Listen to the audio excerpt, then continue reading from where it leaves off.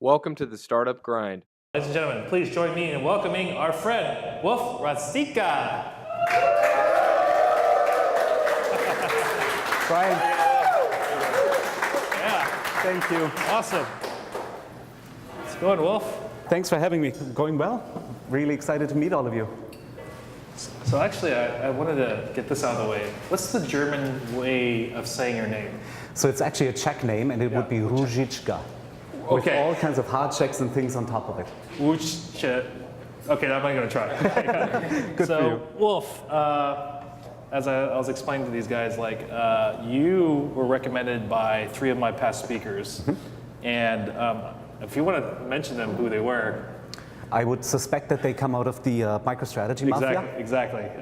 So we just had Matt Calkins, who is the Apian CEO from MicroStrategy, and Sanjay Bansal. So I had some coffee with Sanjay, and he's like, "You got to get Wolf. You got to get him. You got to get him." And so here you are. Don't make me blush too much. So your story is amazing because there was little information out there on there, but as soon as I actually visited you and saw your amazing office in Georgetown, which you took over the post office, and now it's like this beautiful glass, amazing building. I thought that your story, we got to tell it to the world here. So thank you. Let's start with you.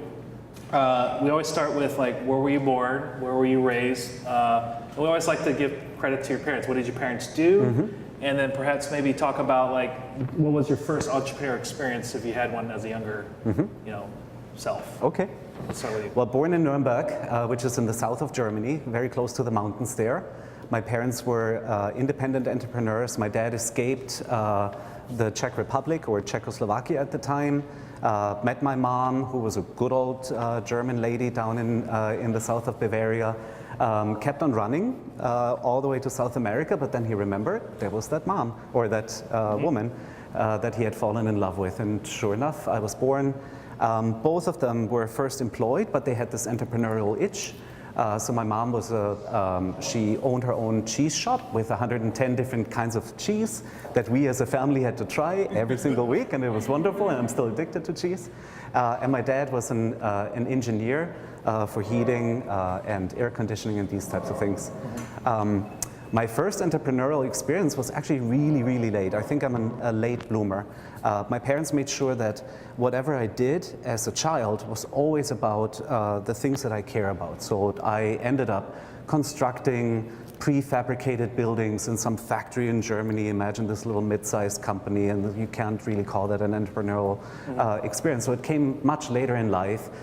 When I discovered my mistake of going for an MBA. And that MBA took me 7 years because I ended up working and working and working because the wall had come down and the world had changed and nobody had realized it.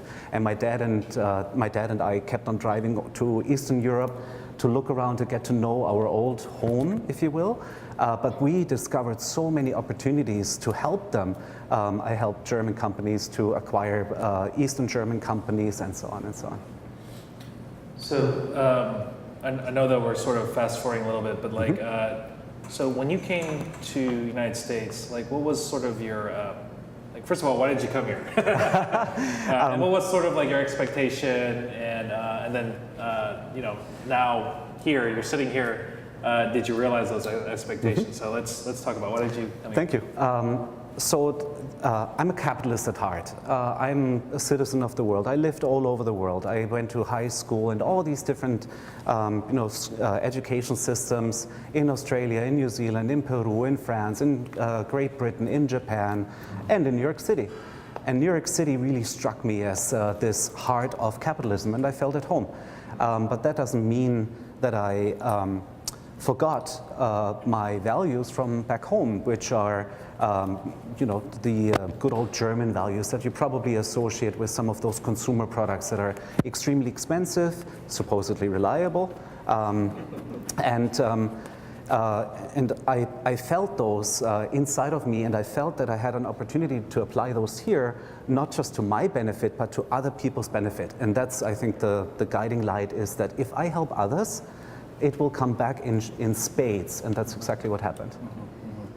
And we'll definitely talk about that, especially those 20 millionaires around that you I never counted, but I'm not surprised. It might be that number. Well, there's a lot more in this room that want to be part of that number too. So visit me. So what I really like about, I know this is like a more cozy crowd, but each and every one of you can actually talk with Wolf afterwards. He's that he's that personable, and he loves to help. So he's not just saying it. He's the real deal. So I wanted to talk before EastBanc, the MicroStrategy. When you were there, you were the worldwide operations manager. How do you think that sort of prepared you for, which eventually was the CEO role for EastBanc and then now the chairman? So how did that help you with what you were doing? Where I think the entire journey was to be out of my comfort zone. First of all, I was outside of my native country. I was in the United States. My English was not that good. I had no technical experience whatsoever. The only technical piece that I ever had to interact with was Microsoft Word, and a really old version of it. And here was in one of those companies that was out to change the world. I remember the recruiting poster in my business school. We are 100 people, we have $10 million in revenue. Soon we will be 10,000 people and we'll have tens of billions of revenue. I just wanted to have a taste of it, but it was not my world. My world are smaller companies in good old Germany, pretty boring, and you stay in one job forever. So I knew that I had to do a lot of things in order to just get up to snuff to your culture, to your way of thinking about capitalism, to your way of being immersed in technology at the time, which was light years ahead of where I came from. I just always consciously iterated towards my uncomfort zone. When I needed to brush up my English, I took a job in tech support to take phone calls from irate customers that wanted to talk to me about something technical that I had no clue about, but I had to answer because auditing reports depended on it, sales figures depended on it, public numbers depended on it. And so I think that's the journey that then ultimately took me to worldwide operations manager. But along the way, I was one of the earliest employees of that company, and we grew it at a breakneck speed to 2,700 until the world came to an end and we imploded. I think about 2,000 of my friends and teammates that I spent nights and days in the office and on company events had to leave, and I was a part of it. But that's where my German culture kicked in. I was stubborn as my mom. I said, I'm not going to leave this place until it either completely dies or it's fixed again. And so I remember a team of 6 of us sitting around a conference table several years later, looking at the public numbers, and we were the 6th most profitable publicly traded company. And we said, we did it. And to me, that's what formed me, and that's what brought me to the seat today. Yeah, I mean, MicroStrategy, I don't know if you guys remember, like 20 years ago, was it 20? You guys were like, that was, I think the stock price went up to like 5 to like 300, and Michael Saylor was like one of the richest guys on the East Coast, and then, right? Yes. Then you guys learned to be a phoenix, and now MicroStrategy is running the Facebook, the ad platform in the back. So every time you say, I know this because I actually do Facebook ads for this event, so it's like, hey, look for somebody who's tech, and then it'll give me like the actual numbers. So that's all MicroStrategy. Yes, it is. So now let's get to the meat of this, because I think there's a ton of people here that have ideas, or either they're entrepreneurs or they have some ideas internally. They're like, oh, should I spin this off, or should I incubate this internally? Should I, there's a lot of things that we're always thinking about. And so with Epiphany, so Epiphany was your success, which again, this sort of was a project you worked on for a series of clients, and then you decided to productize it. Talk about that. Like, how did you come up with the idea? How did it form? And then how did that sort of morphed into an actual exit to Microsoft? So let's start from the beginning. So for sure, I'm not the one who came up with the idea. Yevgeny, I love you forever. It was, these types of projects come out of our service work. 220 software engineers and software architects, and we build things. We build software products for other people, and sometimes for ourselves. And along the way, as we build these things, pain occurs in the company or excitement occurs in the company, and you have to sniff it out. You have to smell it and feel it. And so one of our team members had been repeating the same stupid thing over and over again until it drove him crazy. And he said, there must be a better way. We're in the cloud world, we're in the mobile world. There must be a way to manage APIs in a better way than it exists on the marketplace. So he came to us, in the simplified version, he came to us, the management team, but also the technical team. Management team, by the way, is extremely small, and got ripped to shreds. And that's where most ideas die, because you know what? Ideas are a dime a dozen. An idea and 25 cents, and I can have a Pepsi. He was relentless, and he kept on working and taking the feedback and iterate around it until one day he came with a working prototype based on the code base that we had accumulated over time. We ran it through the mill one more time, and we said, let's go. But before we go, every product has to have revenue associated with it, and so that's my job. I go to every single customer and I said, if we build that product, would you pay me money for it? Sure. Can you put it in writing on executable paper? Sure. 5 of them did that. Washington Post, I think Facebook was a public customer that we had. Microsoft did it. Pew Charitable Trust did it. And so this product, before the version 1 was actually created, already had 5 world-class customers coming out of the gate. Less than 12 months later, Microsoft called us up and said, we would like to send a technical team to Georgetown, 6 of them. It looks like you are such a perfect fit into our cloud offering called Azure. And shortly thereafter, the rest is history. So, I mean, this is amazing, the story, and I really like the customer discovery part of this, where, I mean, you had, when we had met before, you said, never recreate the wheel. Always find something in the market first. So did you do that? Yes. Okay, and then. And so, you mentioned before our extremely low team member turnover, less than 1% per year. How does that happen? If you have these types of engineers, senior software engineers, where the capabilities are astronomically higher than a junior software developer, for example, just to put one metric to it, if I force them, even remotely, to recreate the wheel, they would never do it. They would just leave. And I barely lose these types of team members. The methodology that we have as a company, without really thinking about it as a methodology, is if we have to repeat it twice, it better be a repeatable solution. You have to harden that thing so that we don't end up recreating the wheel. If we repeat it more often and we have the brand name customers to show for it, it has to become a product. And because of this one Q&A with the customers, there's revenue associated with it. It's a no-brainer. And then you're a big believer of like hustling for business. So you had said that you even have holes in your shoes. So today I did you the favor. I think when I met Brian for the first time, I had just come from one of those meetings. I showed him my shoes, and there was a big hole in there. That's what it takes. You grind. And those are the startup grind shoes, though. You got nice shoes for the interview. I did. You have to hustle. You have to grind. You have to be out there. You can't be in an ivory tower, and you have to take it as a capitalist. And capitalism means there's something to be traded with what we all know, cash. Very simple. And so now the Epiphany is now, was it Azure Cloud API? What's it there? They renamed it Azure API Management. I hope some of you have used it and liked it. If I look at the interfaces, I can call Alexei Bukov in my office and say, good job, because they're still the same, and so on and so on. Anybody use it here? Okay, I was going to say, because if you have any problems, you can just talk to this guy. Oh, yeah? Okay, got it. Give me feedback afterwards. Yes.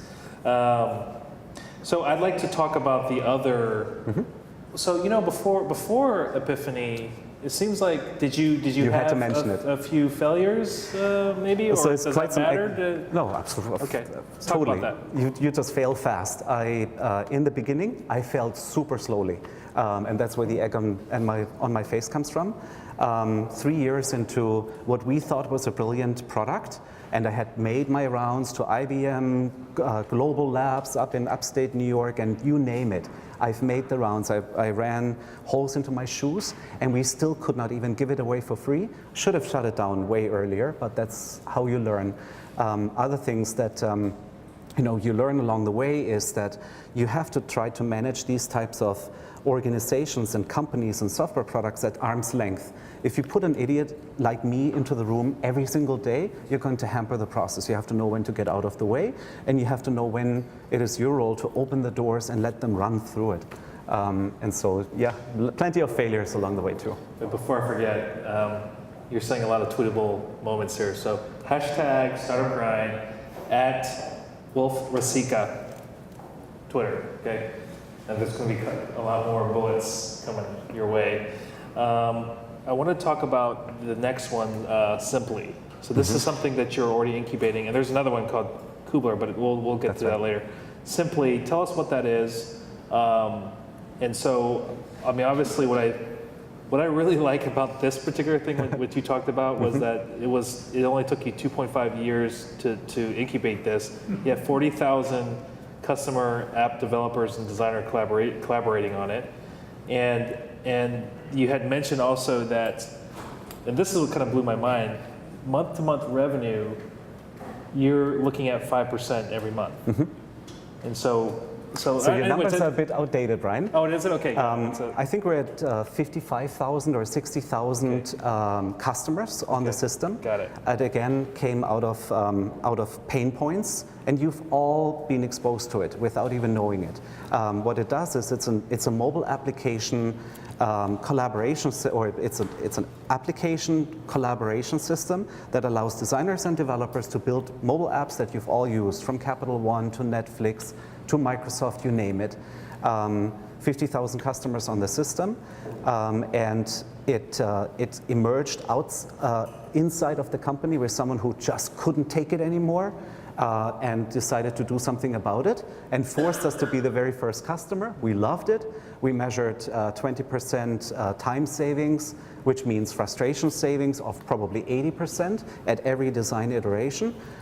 We put the first customers onto the system before making it public. It came out of the gate running, and it is now, I think, a smashing success. Hopefully someone like Envision would buy it, maybe? No comment. Okay. No, that's really amazing. So, again, this is good. So how do you, so again, you're taking some of the successes from Epiphany.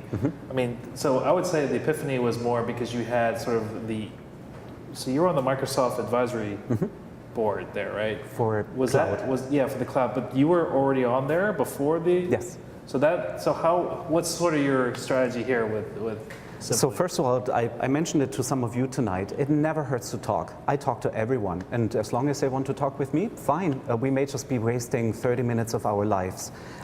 Worst case. But best case, and I'll be the first one because I'm brutally honest as a German, I'll tell you. And I think I told some of you today also, nothing personal, but we constantly talk. I constantly talk to the Microsoft team. With we, I meant Yevgeny, who I gave the shout out before. And we discovered that there's something that we've had a pain with that Microsoft didn't even think about. And we might just be able to build something iteratively at always revenue generating, customer acquiring intervals that can slide right in. And sure enough, it did. After 6 months of acquiring, I think they were in production. Which is really rare for a new technology to be brought into such a monolith and then to be layered on top of such a complex architecture. So I'm glad you talked about that, because one of the topics I wanted to talk about was giving value to your biggest customer. Always. And so what you just said was, hey, going to a customer, helping them out, building, accessory products around it, perhaps, maybe, to help them what they have right now. So could you talk about perhaps one of the projects you worked on with one of the biggest companies here in DC, the Washington Post, and how you did that and how you created value? Because you pretty much transformed that company, I felt.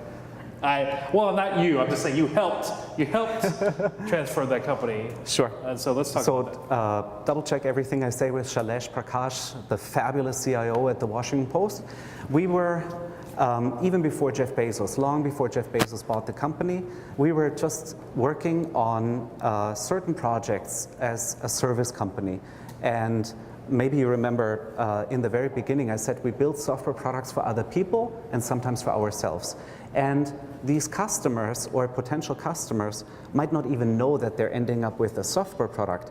But a software product on its own is a very strong force. When you have that product thinking, the minimal viable product thinking, the killer feature thinking that gets embedded as fast as you can, then value gets created. And companies discover that. And so I cannot at all take credit for it, but what we did is, as a joint team, we surrounded an existing legacy system called a content management system, which is the heart of a publication, with modern modules, and we constantly transferred the knowledge onto the Washington Post. And I think the other day, Fast Company wrote about the Washington Post as the, if I paraphrase it correctly, the software product company that happens to have a newsroom. Now think about it, how revolutionary that is, and I'm very proud that we had quite a few fingerprints and continue to have quite some fingerprints on top of it, because their competitors ended up using that system. So the Los Angeles Times, if I'm correct, and some others, are using the Washington Post software product that we had ended up building, and it's generating revenue for them. It's wonderful. So, I mean, without mentioning like revenue numbers, I mean, you transform you helped transform the company where, ad business for publication is like, that's the heart of the publication, right? And now you create a unit that potentially made more money and revenue. I mean, Software this is kind of crazy when you think about that, right? It's and it comes out of this very simple thinking that software is the first industry that is going horizontal. So we always think in industries as verticals, but software is going horizontal across all of them. And so over time, the Washington Post is just one example where you might be a grocery chain today, but you will have to become a software product company that happens to have grocery stores. So how long did it take to transform Washington Post to become the digital? I think that It was very short. It was very short. So we always think in modules and incremental improvements, so that process never ends. So if I want to make a period behind that sentence, that period will never come. But the very first letter that was written was a video module that lived outside and adjacent to the content management system. I would think, rule of thumb, within 3 to 6 months, there must have been the very first version that you probably consumed on the website. But literally changing a mammoth like Washington Post, like literally just a couple years. We're not talking like 30 years. We're saying no, years. 3 years. At most. Yeah, I mean, it's insane. It's like, our business model is going to change in 3 years. Like, they're going to look at you like, are you kidding me? Are you insane? And that's exactly what you did. So this is why I brought him here, because so we're not even done. We're not even done with some questions here. So I wanted to go talk about the Kubler. This is another one. It's another one. You're a busy man. A lot of hats on.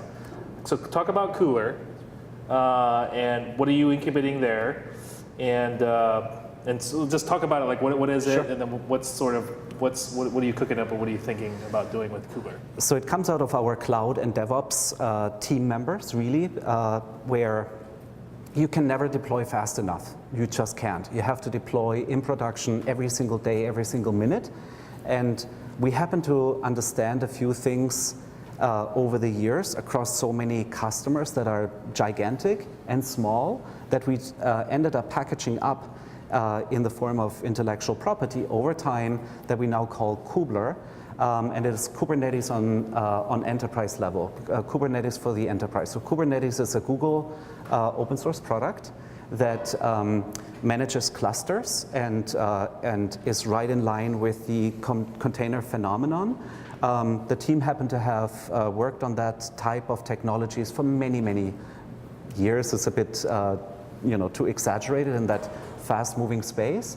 And at one point came again to everyone in the company and said, look what we just did. If you want to use it inside of your projects in your software product development, feel free to do it. We just did that. We ended up being the very first customer on the system, and I think tomorrow is the release. And I don't know if the main customers have given us permission yet to name them, but you've all been touched by Kubler already and didn't even know it. Really? If you watched Olympics. Oh, okay. So what, tomorrow we'll know? Tomorrow, maybe it depends on legal approvals. All right, so let me email you about it. You got it. So, the thing is, and actually I didn't put it in my list of questions, because usually what I do for my interviews, I always give them a list of questions beforehand so they're prepared. Because it's really for you guys, right? You don't want just an off-the-cuff kind of answers, right? You want them to really think about it. Actually, I didn't prepare. I didn't. Oh, you didn't? Did you even read my questions? First ones, and then the superhero one. So I know that you had virtually zero turnover. What is the secret? So when they say zero turnover, so let's just say for numbers' sake, 1% each year. That's insane. For 18 years running. So 18 years running, 1%. So let me ask you this then. What were some of the things where people left in that 1%? Why did they leave? Maybe we could start with that, because it sounds unbelievable. You have a 1% turnover rate. So. I actually remember having to let go 2 team members. We go to pains interviewing. I remember one of our partners coming into one of our conference rooms, and the board was covered in code. And he said, what are you doing here? That was just an interview. I have never seen anything like that in Washington, D.C. in a sizable type of organization. That's amazing. And we go through these types of rigorous interviews, so we know in the end who we're getting, why we're getting that team member, and we make a contract for life. I promised in my very first speech to the core team of 35 people, I want to never go through what I had to go through at MicroStrategy, which, remember, that was the trial, where many of my friends left the company. I promise you, I will do my very best to not have that happen again here. And guess what? During the financial crisis, we grew because we take these types of lessons seriously, and so it provides the comfort, first of all. But then it also the commitment of the company is that we care literally to an nth degree about you. We want you not to have to worry when your child goes to hospital, when your wife has to take off work, and you just have to take maternity leave for however long it takes to make you feel comfortable about what just happened, life-changing into your life, right? And so if you want to paraphrase it, I think the entire company is sort of a capitalist socialist, which is crazy, but that's that's sounds German. Very, as I said before, those are He's German with a capitalist twist. Yeah. But we want the team members to be absolutely free for that 1 second of brilliance, to allow them not to have to worry about anything else than to create the code that they feel absolutely proud of. And nothing will break their heart more than if their software doesn't get deployed at either customer side, internally at EastBanc Tech, in one of our startup companies, and we want to avoid that at all costs. So if I have a feeling that one of our customers will not deploy our software, no matter what it takes, I will make sure that Andre's code gets deployed, even if I have to run holes into my shoes, so that Andre will always feel proud about what he just did at Intelsat, at Comcast, you name it. Wow, it sounds when you're delivering that, it's like very German, So I want to talk about that, right? Sure. So obviously you got some of the values from Germany, and so what are some of the core values that you instill in your employees, especially we have an environment where Silicon Valley it's always about the nice and the shiniest bell and whistle and whatnot. Foosball tables. Right, foosball table, and there's absolutely lack of loyalty. So talk about that. What sort of values that that you hold near your heart and that you want to disseminate into your company? So I don't know if it really can come from someone like me. I have to just live my life, and I have to allow the team members to just live their lives within the boundaries of what this company is, is set out to do. And inside of those swim lanes, who am I to tell some team member that they have to go to certain training classes, or Slava, our CEO, will probably never say no to yet another tool or another system that just one of our team members absolutely feels they need. Who are we to question them? And within that, that environment, these types of ideas that are literally just a millisecond, that's when they occur. And that's when you catch them, you smell them, you nurture them. They may be on the service side, they may be on the product side, they may be internally on the culture side. You have to allow them to blossom. And I feel, I cannot speak on behalf of the entire company, obviously, but I feel that we're starting to see these effects inside of EastBanc Tech. So how important loyalty? Like, how important is that? To me personally, it's the number one thing. This is the second job that I had in my entire life. I'm 48 years old. I'm the most boring guy that you've ever met. This will be my last job that I've ever had, unless the third job goes hunting and shoots me in the back and drags me out of there. It's nice and terse. Okay, so top 3 things. I want to do a little bit of Go for it. Change here. Top 3 things you look for in a startup. So again, you've been incubating it. What is sort of the secret ingredient? You told me 3, so let's talk about those 3. Over the years, I've listened to startup pitches in my offices, outside of the offices, at CIT, and in other boards that I happen to be part of. Thousands of them, thousands. And I have created a feeling for what are some of the ingredients that will absolutely convince me. Maybe not everyone else, but that's what I look for in the few investments that I've made personally and we as a company. First of all, it starts with the people. It starts with the number one person who's leading that company. Are they passionate about what they do relentlessly, that you have to push them to go to bed, but you have to push them to go to bed so that they have a balance in life? Do they understand it? Will they appreciate it and live it without you constantly having to push it? Do they understand what it is that they might potentially be building for the market, i.e., what is that product? Attribute number 2, people, product. If I understand the product, then I feel comfortable that I've understood an elevator pitch from that person that I've checked off already. I will then understand the product. The product has to, for me, be in my comfort zone. And my comfort zone is enterprise software. I'm not a social networking type of person. And surprisingly enough, one of my investments is a robot company. I'm not a robot guy.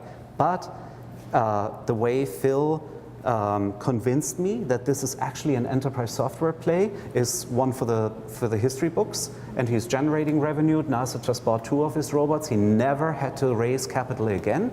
And then number 3 is the market. So if I understand the market, and Phil in this case understands their respective market and can translate the capitalist transaction mechanism called give and take cash into that market, and can explain it to me, then he's got a deal. Oh, sorry. So, one thing that you said that was really interesting about point number 2, product. You had said that you don't really care about traction when you're looking at companies. Mm-hmm. So explain that, because that's a very anti. It goes against every VC I've talked to, right? Mm-hmm. Like they're like, oh, we gotta make sure you have traction. I was like, well, duh, if you have traction, there's something, but you don't care about that. No. So that's really interesting. Like you can see something and say that's going to be big without actually seeing. 500 Startup has this term called inch off the ground. Mm-hmm. And it's like if you're doing inch off the ground, really means is like in the last 12 weeks. Have you had double or triple digit growth, right? That demonstrates traction. You don't believe that? No. Okay, so I feel that every product that can be translated at every stage along the way into revenue is valid. And then you just have to feed the fire. And I was explaining my viewpoint on that to some of you before, like Sonia, that I've seen products that are laughable if you compare them to what they are today, but they had a way of translating themselves into the market and generate revenue. Generate pre-commitment of revenue, maybe, but it's on paper. And it, you see that pattern. I just need one of those. I need maybe, a handful of those. I need to see a path towards that. And then go at your own pace. Go at the pace that your product allows, because products sometimes need, a way to mature, a way to, develop the richness that convince someone to purchase it from you. And that sometimes needs time, but you have to have this kind of progression along the way. So I want to go through the 5 to 6 startups that you're already involved in, because obviously you had to go through that filter. I don't remember all of them. So I'll go through them. So, okay. You had talked about Transcend Robotics. So what did you like about that? I'm going to go through every one of these because they're all different. So Transcend Robotics. What do you think is the big what they're going to disrupt? What's the big thing? So a little bit of background there is that one of my friends called me that he had a software engineer in his team who came to work absolutely exhausted. And over the weekend, he didn't get any rest. If I could just meet that poor guy and give him a little bit of life advice. So what happens next is that this young person, Phil Walker, drops this machine on my desk and says, I need advice on robotics. I need advice on this thing.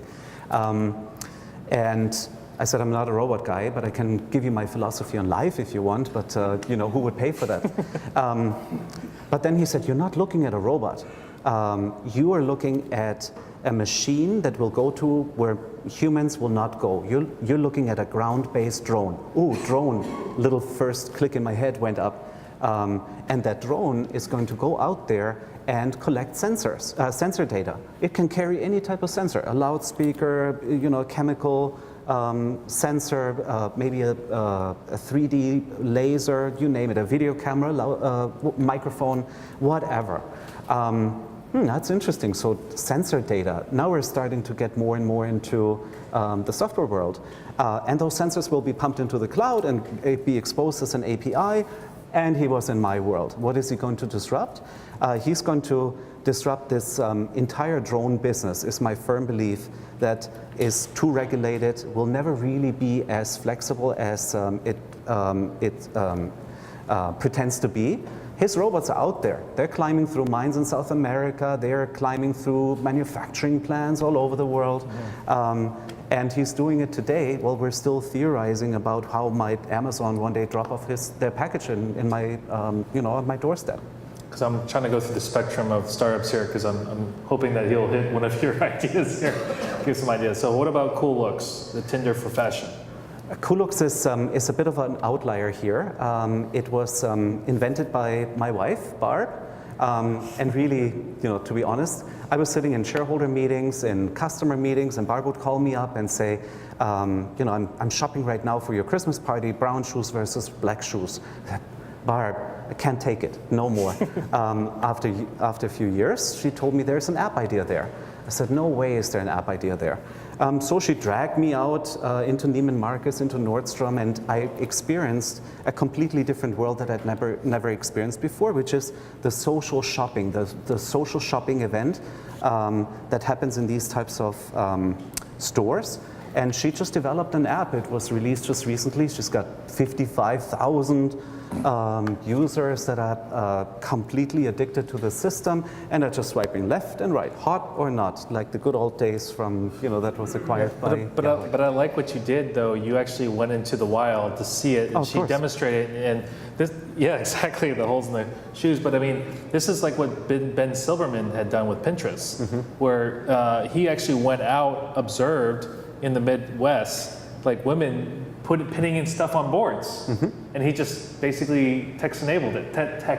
He just digitized it, right? So it's really interesting. If you think about it, every single one of those types of technologies is just another way of digitizing something that you've already experienced in the non-digital world to a very vast degree. Okay, actually, so there's Questback, there's GeoIQ, and KZO. You want to pick one, and then I'm going to go to the next question. Let's pick Questback because it's very recent. Okay. Questback is SurveyMonkey on steroids. The CEO, thousands and thousands of customers on an enterprise level, from Bank of America to Lufthansa to BMW and so on. And they had dominated the entire world except for one place, the United States. So Frank, the CEO, called me up at one point. We knew each other from a prior life. And asked me to join him on the board and help him bring Questback to the United States, and we're embedding it everywhere. And my role is to be a board member among many great people, or several great people that are on the board there. So this is actually an excellent segue to my next question, which is board member roles. And so I thought what you had said was very interesting. So board members usually, you get board members when you raise money, institution or angel or whatever. It's basically, there's a board that's representing his big chunk of cash, right? And they have fiduciary duties to protect that. Now what you had said, that was very interesting, that really struck me. So the relationship between the board member and the entrepreneur and the founder, you said that there should be sort of a positive contention, right? And that board members should be almost qualified to run the company. Absolutely. That just kind of blew my mind, because I've been in a lot of board meetings and I'm just like, man, does that guy know how to run the company? Yeah. I don't know. So let's hear that. Well, that's why you cannot have too many of those. I have probably 3, 4 of these types of engagements at any given moment, because I take it actually really seriously. It means that yes, of course, I represent a capital pool, but that's that's only a portion of the story.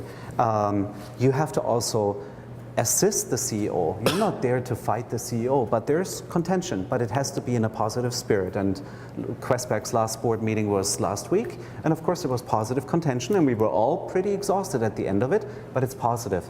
And then I feel, as a board member, I have to potentially be able to step into the CEO's shoes if that person gets hurt in an accident or whatever other, circumstances may lead to the CEO replacement, and that helps me sharpen my focus on what this company is actually all about. And then I can contribute much more value than just looking at cash flow statements and saying, you're not generating enough cash. I can tell them how they can generate cash. So have you been in a situation, not you specifically, have you seen a situation where a board member actually took over? Yes. And then how long did that last? Was it interim, or was that like it was less than a year, and then we exited. Okay. The rest is all right. confidential. So, another switching gears here. I want to talk about, when you look at companies, how do you look at the competition for those companies? So that's a fun what you had one. said was actually, okay, so I have a whole bunch of bullet points here, but so what is sort of your, let's just 50,000 foot view. How should you see your competition, your competitor? How should you see them? You have to kill them. Okay. There's no mercy. I wasn't sure. It's like, kill them. And it was taught to me I worked for the Japanese government at one point as an internship, because I was just curious how the Japanese are entering Eastern Europe as the wall had come down, and I met this Japanese samurai. That's how he defined himself. Very intimidating person. And over the years, we just stayed in touch, and he gave me some of the philosophy. I've completely adopted it. I'm not a samurai by any stretch of the means. But at one point he said, Wolf-san, your competition, you have to kill them. You fight them to the death. And when they're on the ground, do not pick them up. You slice their neck. Whoa. Okay, I got it. I'm going to, slightly adjust the wordiness or the language, but I'm going to apply it to my business career, to my life. So, not the personal life, but the business life. Sorry, Barb. So, in every single market, give yourself 1 year to identify who could be your #1 competitor and make their life a living hell. needle them. They may be big, but bite them like mosquitoes until they can't take it anymore. They swat you away until one day they buy you. Or one day they just, I give up. You have that slice of the market. And you do it again. Identify the next one. And this way you roll up markets. And we've done it plenty of times. It works. But it gives you focus also. How you can actually go towards success. I just like that phrase, little mosquitoes that needle the elephants. Absolutely. Because that's exactly what you do. It's like you're being around them and they're like, oh my God, let's I want this to end. Yes. So they'll either buy you or maybe they'll exit out of the market. You mentioned just one quick example of, it doesn't take a lot of marketing budget. It doesn't take a lot of time away from you.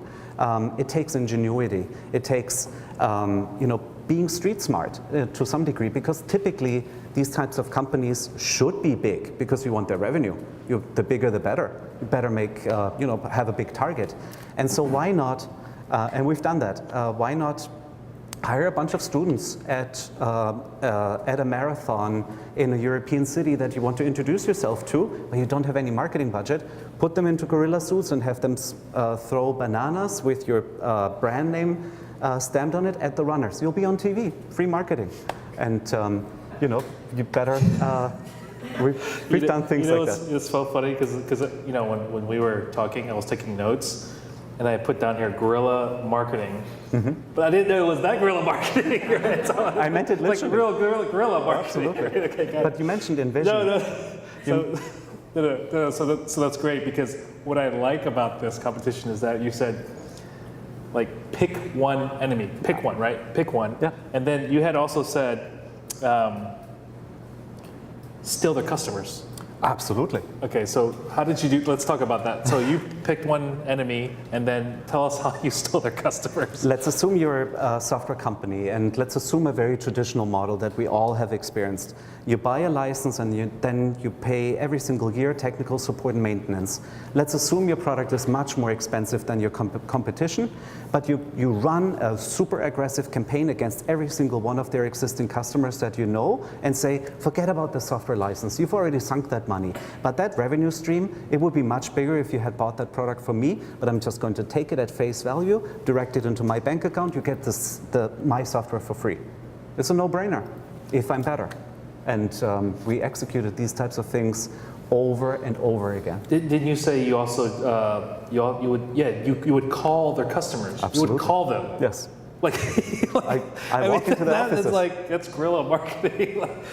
Going after the customers, and you're not a mosquito. It's almost like a wasp, right? Absolutely.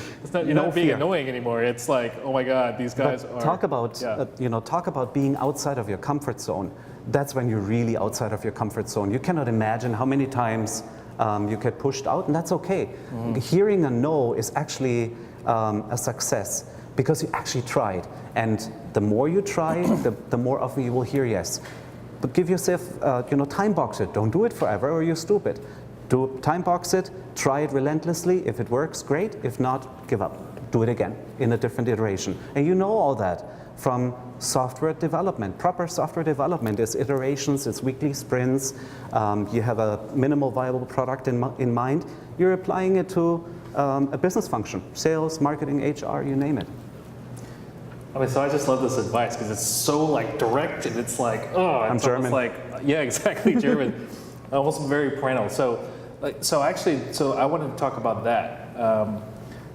You had said that having constraints in your resources as an entrepreneur is actually the best scenario for real entrepreneurs. Absolutely. So explain that, no cuddling, it's pretty hardcore. Yes. Okay. So raising capital can be an extreme distraction. And if you have to do it on a big amount, it's a really big distraction. But is that really your business? No, it's not your business. Your business is to build that software product and turn it into revenue at really small revenue increments. That's your job. So if you give these types of teams and companies an ungodly amount of money, you're distracting them. They will be overcapitalized. You have no idea how many of our nonprofits here in Washington, D.C. I visit that are swimming in these types of donations, have the most glamorous conference rooms, and are, slow as molasses. That's to me what I see in capital-rich but revenue-poor types of environments. Hence my conclusion: constrain the distraction. Allow small increments of capital that coincide with revenue generation or user generation, pick your metric, to flow into the company, and you'll pivot towards the right point without being swimming in an ocean. And I've, again, experienced that so often.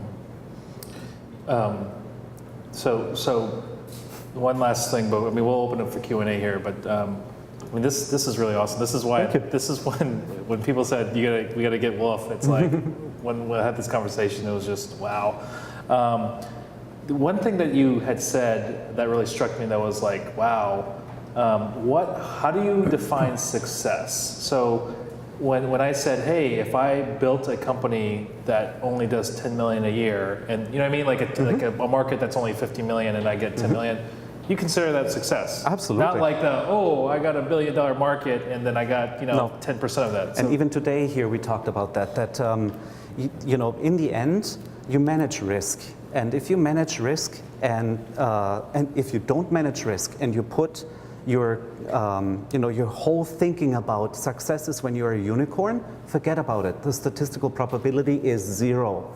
But your possibility of a few singles, a few doubles here and there, fail a few on the cheap, is actually much higher. From a pure risk management perspective, you're increasing your likelihood of success, and I consider them huge successes. So if I look at something that generates $10 million in what the entrepreneur and I understood to be a $50 million market from the onset, and we invested incrementally accordingly, that's a success.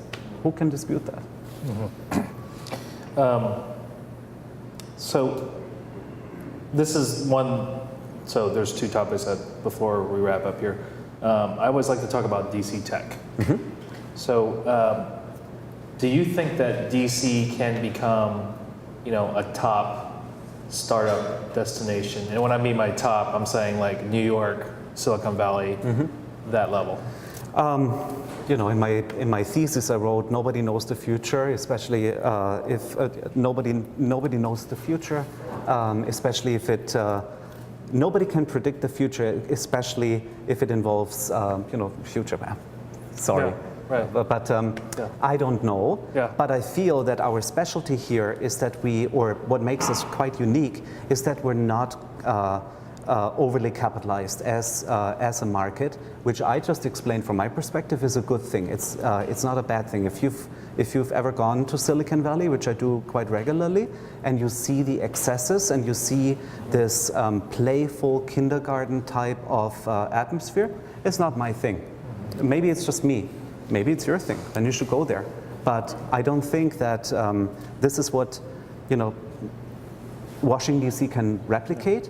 I think it makes us unique. Let's make the most of it. Let's be laser focused and get that type of a killer attitude towards making things happen with the right amount of capitalization, with the right amount of revenue generation focus, and we will be an amazing tech hub. And guess what? We are.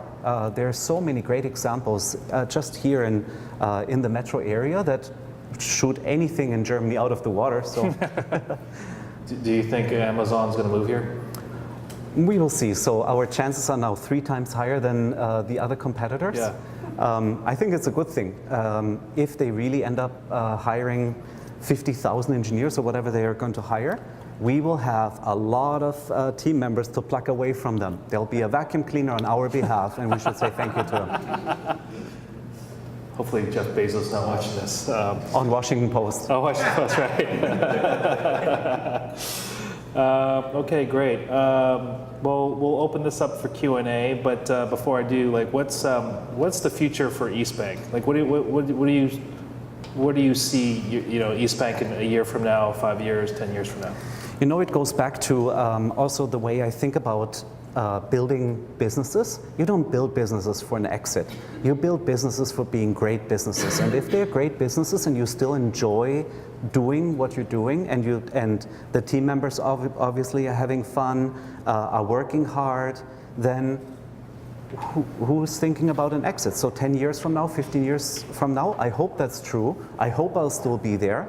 And I hope that everyone there is as committed to retiring with me as I am to retiring with them. And someone else will take over. Awesome. All right, we'll open up for Q&A. So anybody have a question? Okay, any of the VIP that has any questions? Phyllis? No? Okay. Well, Georgetown, you'll wait here. We'll wait. He had his hand up first, so here we go. Why don't you stand up? We'll get there. Stand up. So what do you think about the banking industry? About what? The banking industry. I really only understand one industry, which is the enterprise software industry. It applies across all of the different verticals.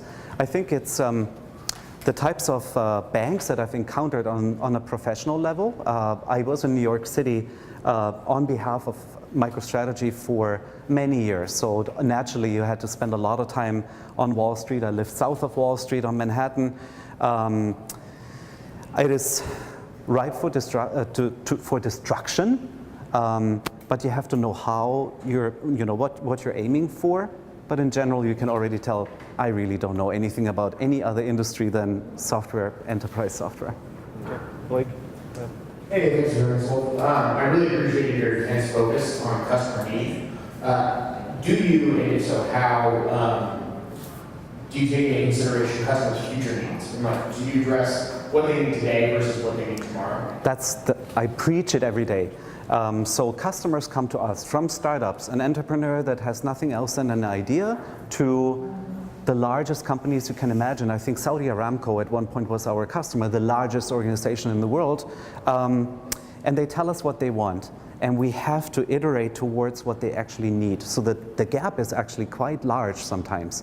I remember someone, a local software entrepreneur coming to us thinking, I just want you guys to build me a mobile application for $50,000. And as we get to what they actually need, they happily spend $500,000, but they knew why they were spending it, because we were marrying the need with what actually is required to meet the need, and it was completely different. And there'll always be a reference that this was the right process of iterating towards it. Good question. I think we have time for 2 more questions. Okay, we gotta get it. Here, go. Hi. Email for sure. My name is Ava. I'm a first-time founder, and our product works on enterprise software. And we're doing our beta test in August. So my question is, how do we help prioritize their needs and come to an agreement on the feature set before we kind of go down the road of a beta test where they keep iterating on new needs as we go? So if I understood the question correctly, then I'll answer right now. But if I didn't, then just grab me, okay? Okay.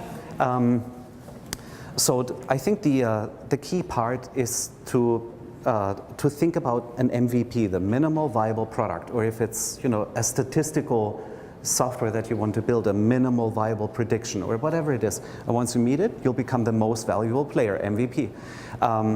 But go at length. I've had so many frustrated customers that my team has not started coding something until they completely understood what it was that we needed to build, that one killer feature that ultimately will then be the core of what it is that you're going to end up building.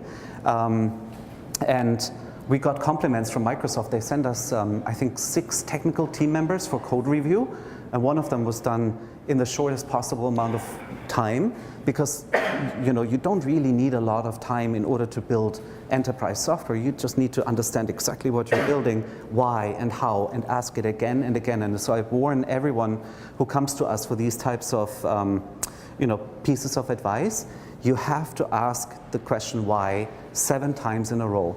Why do you want that big thing? Why is it that it is so big? Why and so on. And you iterate around that type of a methodology. It's a simplification, but then you very quickly get to an actionable starting point that can then become your killer feature and MVP. Okay, Did I answer? Question. One last question. You guys have your hands up. Okay. I want that beer. That's simply said. I want to thank you very much for the presentation. I think it's refreshing and novel to hear about sales strategy and really how you get revenue in from these kind of panels or events. So thank you. On that note, do you still go out and close the new key accounts? Or if not, when did you stop? It never stops. So in the end, we are all salespeople to some degree. And so actually, my story from MicroStrategy mimics my belief in all of this. I started on the technical side, technical support. I became a consultant for customers on how best to do certain things and so on and so on. Then I ended up being worldwide operations manager, which means that all the revenue that the company was generating flew through my hands every single day, every single month, on every single balance sheet. And I thought I was done. And that's when my boss took me to the side and said, you arrogant little guy, think that you've known it all. The badge of honor comes when you go out there and you call a dissatisfied customer, turn them into a satisfied customer that increases their revenue, not because you forced them to, but because they're happy with what we as a company deliver. And that was my biggest uncomfort zone, but I did it. And I will never forget the first $100,000 deal that I closed, but I'm not a, by definition or by my own understanding, I'm not a salesperson.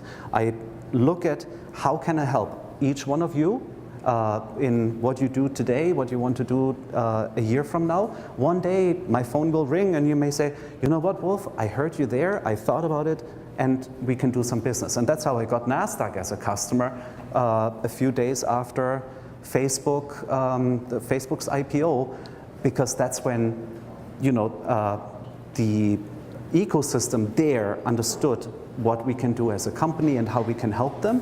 And we left NASDAQ.com behind as the portal that you are now facing every time you look at NASDAQ.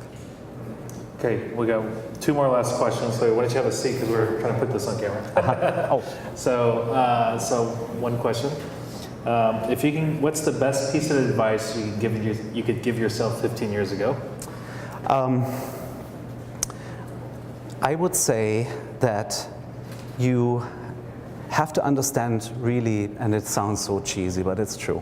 You have to understand who you are, where you came from, and apply those strengths and weaknesses that I learned in Germany or in the other places of the world. We overemphasize Germany. I lived everywhere around the world. But take those strengths and these types of values that you've applied, but don't change them as you then go into a different environment. Apply them there and find your niche where these types of values that you bring from other countries, from other educational systems, from other family environments, and find that niche where they turn into your strengths relentlessly. And if they don't, then pivot and pivot and pivot and pivot until they, that curveball that life just threw at you, you grabbed it by some weird chance. And that's the advice I would give to my 15-year-old younger. I give it to Lucas, my 14-year-old, every day. Sure. Okay, and then the last question is probably the most important, because we ask all of our speakers. Mm-hmm. They have all had different answers. You ready?